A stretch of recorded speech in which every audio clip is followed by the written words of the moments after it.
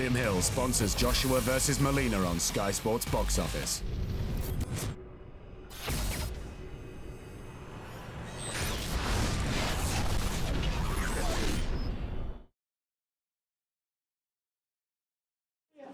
He's very happy where he's at right now. Yes, yeah. I just left the gym. He's working out right now, and obviously we're very close to weight, and about 1 pound to go. So, how's that dynamic been, Freddie, with you having to train Dennis and then Marvin taking over your duties while you're gone and away? you know, Marvin's the greatest assistant ever because, like, he does exactly what he's told, and he knows what I want the guy to work on, and he does a really good job. And I was gone for like a total of 10 days, I think, and they didn't miss a beat. I mean, sparring went well, everything went well the entire camp. Yeah. We did have a couple of sparring partners that were more hardworking from other gyms, and I don't think they like each other though. The sparring partner and my partner, because they had sparred before and so forth, and a couple of low blows got snuck in there. What was it? I don't know the guy's name though, but he's a good fighter. Marie, do you remember the guy's name? The low blows? He wouldn't come back? No, I don't. I just remember. Well, they came back with a bunch of people, didn't they? They came back with a bunch of people just in case the fight broke out. Wow, it was like that. Yeah, it was like that. So, but then that was the last day though. Yeah. So, but then, so pretty much we stuck with the guys that we had upstairs, the sparring partners, because we have a lot of guys in that weight division in my gym anyway, and or at least close to that division, because it's hard to get you're looking for a 126 pounder, but then you've got a guy that weighs maybe 145 pounds, and so you got to get a little bigger guys at that point, and as the weight comes down, the weight of the sparring partners changes a little bit, more speed. And so. That's what Marvin mentioned to me, that he's able to handle his own against guys that are a lot bigger than him. Yes, I mean, he's a big guy himself. I mean, for a 126 pounder, when he first walked in my gym, I says, "You guys sure?" This guy's big. He's a big, strong guy, and but he cuts the weight. We're like 1 pound over right now, and I would really like to move him to maybe 130 after this fight. Even though maybe there's more attractive fights at 26 right now, I'm not sure which way we'll go, but I would like to see him fight at 30. I think he'd be a lot better off at 30 than 26. I think 26 is maybe a little bit of a chore to get to. Those Argentina guys are all very physical, and we've seen guys who are kind of brawlers, and you have to refine them a little bit. How was he as far as that went? He was wild as could be, and we're trying every day to shorten all the combinations up, shorter punches, better combinations, and he's come a long way, and part of that learning process, I mean, he really likes to be told why he needs to improve and so forth, and not just do this and don't tell him why. Yeah. He likes to know why, and so he is. He has shortened his combinations up a lot. His punches, he's not so big, not so wide, and obviously we're in with a very good opponent, and he came to me when I came back from Russia and said, "But what if Mars does this?" And I said, well, if he does this, we have to make the adjustment. And then if he does that, we'll make that adjustment. And, because everyone's really trying to change their styles and not be just the same guy that we see in film all the time. So everyone's trying to make changes. And that's part of what we have to work on in the game plan. I mean, we just don't work on one plan. And if he does this, we'll do that. If he does that, we'll do this. So. How do you see it playing out? Because I want to say a lot of the riders feel that Cuellar is just going to be too strong. There's a big chance that he might catch Abner. I told him, he knows that I want a fast start. And I said, I want you to show me your power right away. And I want you to be the boss, and I want you to be the aggressor. I want you to keep his back on the ropes, and don't let him come forward. And keep pressure on him and cut the ring off and control the ring the entire time. And again, he's ready for that. If he comes, he's going to show him his power, and I'm thinking maybe once he feels his power that he will move a little bit more.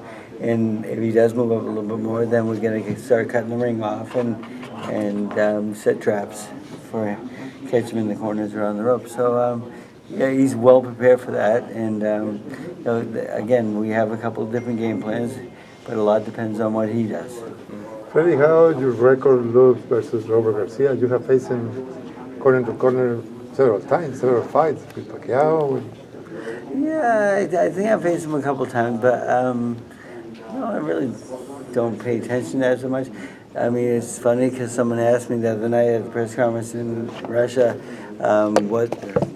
what's my record with me and Abel Sanchez? And I says, well, who gives a shit? I said, when the bell rings, we both sit down. I said, we don't fucking throw a punch. I said, but I think it was the first time I faced Abel. Really? Yeah, I think so. Wow. I can't remember ever facing him before. He's a friend of mine. And I said, well, I says, he might be winning 1-0, but I think I got fucked. Well, he would have had he had like Terry Norris, and then he had Antion, and he had Golovkin, obviously, and you never trained anybody to fight against any of those guys, right? No. When he had his first champion, I wasn't even around. I might have been still fighting back then. Yeah, right. I think we might have, yeah.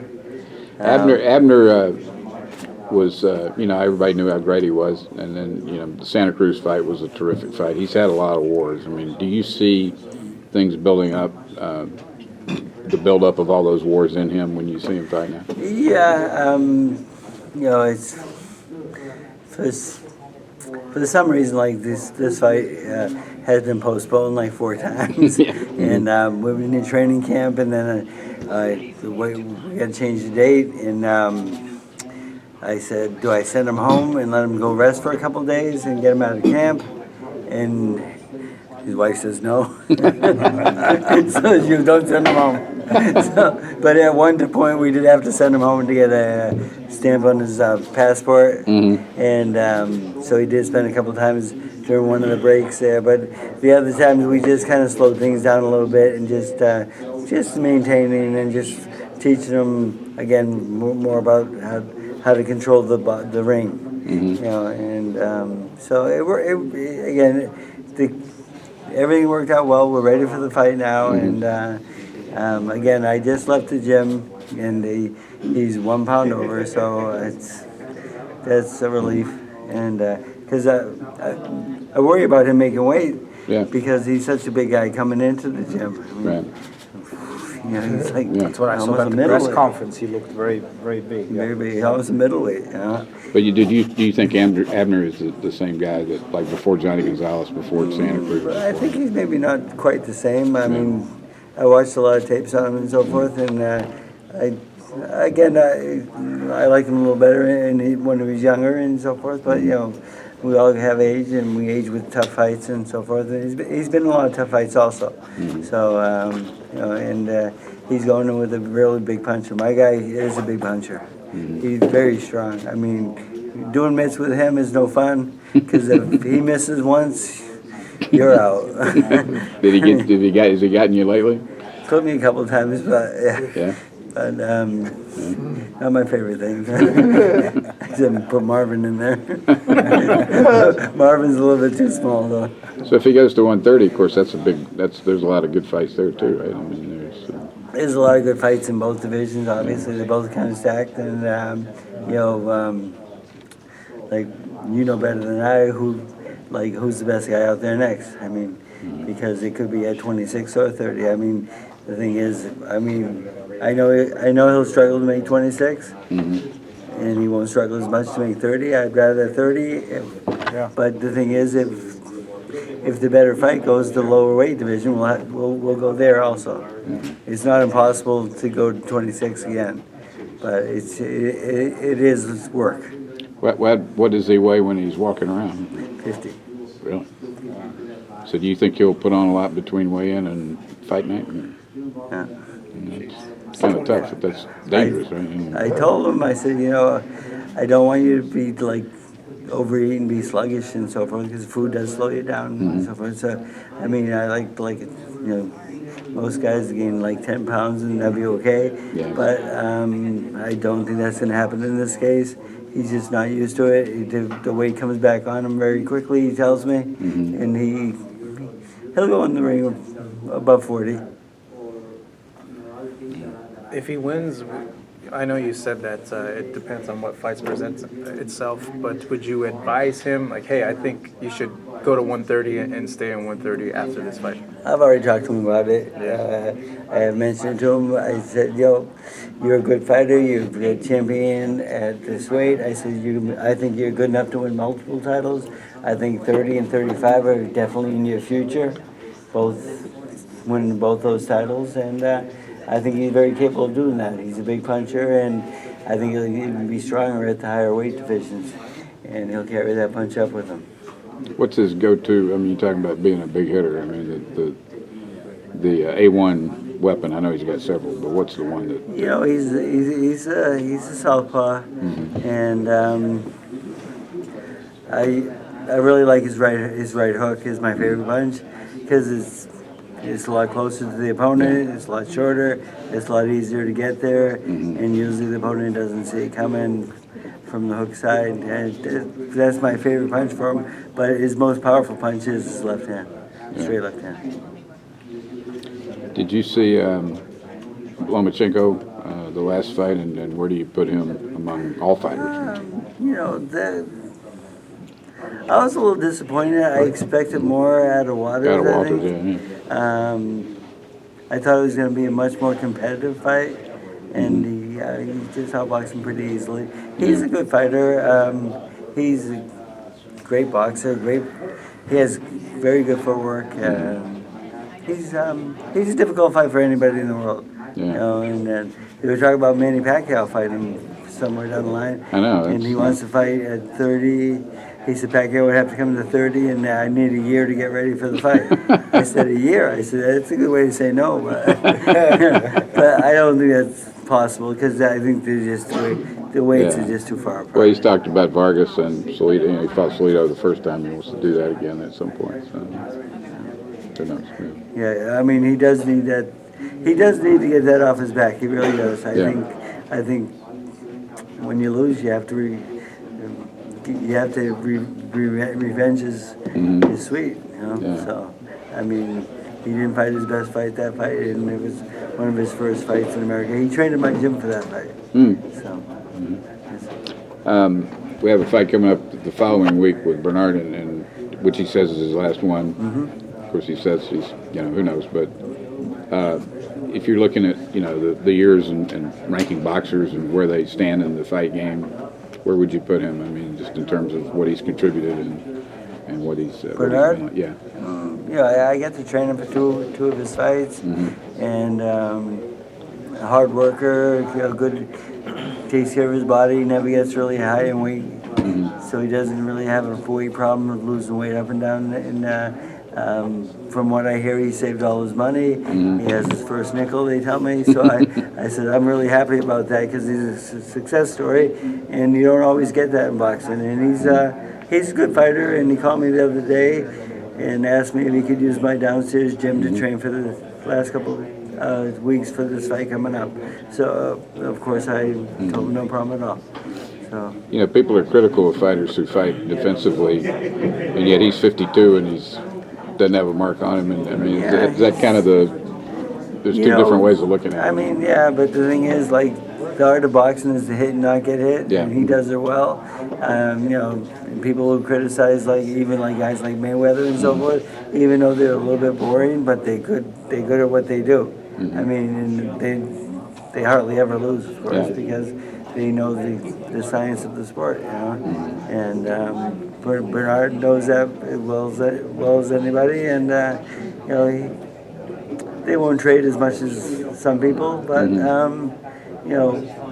working with him though, it wasn't like I was going to try to make him into an aggressive fighter or something like that, because I know that's not in him. So everyone's a little bit different, and there's nobody I train the same, that's for sure. Did you have to kind of guide him gently around things because he's got a mind of his own? I mean, how did He you has a very strong mind of his own. Did you guys kind of go back and forth a little bit? Yeah, I told him, I said, you know, next time we have a conversation, I'm gonna bring lunch, okay? So, he talks a lot. Well, when you interview him, you got to stop him and you can't wait for him to finish because he never finishes. See, they won't give you a chance. No, you got to jump in there. Hey, Freddie, how's Manny been? He's in the Senate now, and he's, I hear he's doing really well, and we don't communicate over the phones or talk. When he comes here, we speak, or I go there, and Marvin's getting married on like December 17th, and I'm the best man, so I'm gonna, and it's Manny's birthday. Oh, wow. So, I will see him, but I just heard, I heard yesterday from Marvin though that Manny's coming this week. So that means something's happening at least. I mean, someone's going to be offered. I think. Why else would he come to America? So What do you think is going to be offered? I really don't know. You know, Mayweather was invited to the fight by Manny, and he did come. And I heard that they had a meeting about 5 a.m. that evening, 5 in the morning, and I wasn't there, so I just, I don't know if it's true or not, but they say, I know they were supposedly had a meeting, so that's a possibility.